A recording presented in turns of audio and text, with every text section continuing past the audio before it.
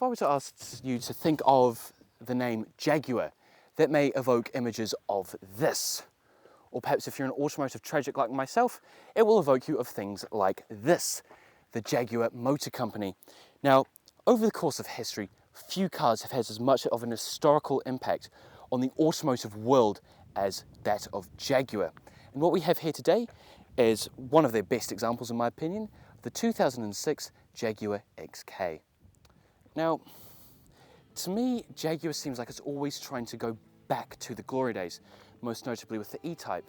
Now, with this example here, there are actually quite a few things that harp back to the Jaguar E-Type. No less the front grille that we can see here. The rear taillights harp back to the E-Type in their own unique little way. The boot also does as well. Now, because Jaguar is so stooped in history, you may think that it's sort of a linear story almost, but you more so need to think of the history of Jaguar as the greatest hits album. For example, you have such icons as the original Jaguar XK, then you move across to the E-Type, then you move over to the 80s with the Jaguar XJS, and then the early 2000s with this. Now, as we carry on as harping back to the past, we have this beautiful clamshell bonnet here, again reminiscent of the Jaguar E-Type. Now, what's under here is really special. If I can just bring you around, we find ourselves a 4.2 litre V8 producing around 300 horsepower, naturally aspirated. This is what you want. No additional aspiration needed, pure raw horsepower.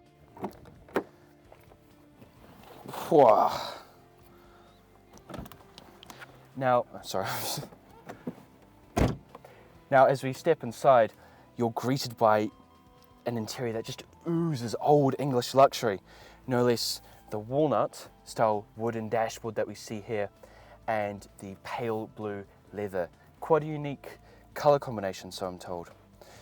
Now, sitting here, it feels like you just want to drive it. The flappy pedals are at automatic reach whenever you need them. The dashboard is beautiful and simple, because all you need to do is just look out at the road and drive this car. On the gear selector here, we have a button where we're able to turn our traction control off, and we can have one simple switch to throw it into sports mode and really get yourself going. Now, in terms of storage, we have a little storage box placed behind here, as well as your standard glove box and a little ashtray down here. Now, I'm not going to lie to you, the seating in the back isn't exactly what I'd call comfortable. More so it's for regulation purposes, and so it looks a little bit better on your tack sheet. Now, realistically, this is where you want to put your handbag so that you can store more luggage in the boot. Let's make our way through there now. I'm really not comfortable in this. Now, thankfully, realistically, you're not going to want to use the back seats. That's because this is called a GT Coupe, a Grand Tourer. This is a kind of car that you use your boot space and the rear seats to store all of your luggage before you go away for a week. Of the Jaguar XK, there were two main variants, the XK100 and of course the XK150. The first variant, the X100, was made between 1996 until 2005. There were several different subclasses of car you could get, all having bigger engines, special paint jobs, and so on. However, two main variants you could get would be a hardtop coupe or a soft top convertible. The Jaguar XK of the X100 wasn't an all-new car. It shared a lot of design elements and structural elements with the Aston Martin DB7, most notably the chassis. The Aston Martin DB7 got its chassis from the Jaguar XJS, which first started production in 1975. So in 2006, major changes and updates were really needed.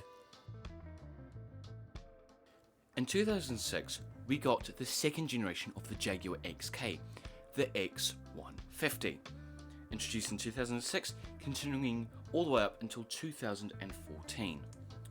Now, of course, many things had to change. Most importantly was that chassis. So we got an all new one. This one was made from bonded aluminium, and It was shared between this car as well as a Jaguar XJ. Moving on now to my favourite part about this car, which was of course the styling. It was updated thanks to the works of Ian Callum, and it was a callback to the earlier Jaguar models, such as of course the E-Type, as we have discussed previously, and I think it's really good.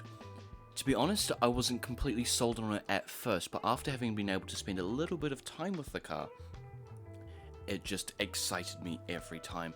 The lines were beautiful, sharp yet smooth. The whole car felt as if it would feel right at home on a racetrack as it would outside an Old English manor. A really good mix of two different worlds that only the very best Jaguars are able to do. Every Jaguar XK shared one key point. That would be a V8. In this one here, as mentioned previously, we have the base model. Now, a lot of the later models came with superchargers and more bored out engines, giving you more horsepower. I think the most they were able to get out of this was in the range topping variant of this car, which produced roughly 500 horsepower.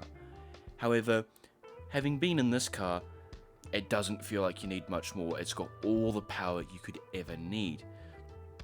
Now, interestingly, the XK never got a manual gearbox. Instead, it focused on a smoother driving experience, which is best given with an automatic, helping to provide you with that GT cruisy feel. I think this works well, although I always do wonder what this car would have been like with a manual.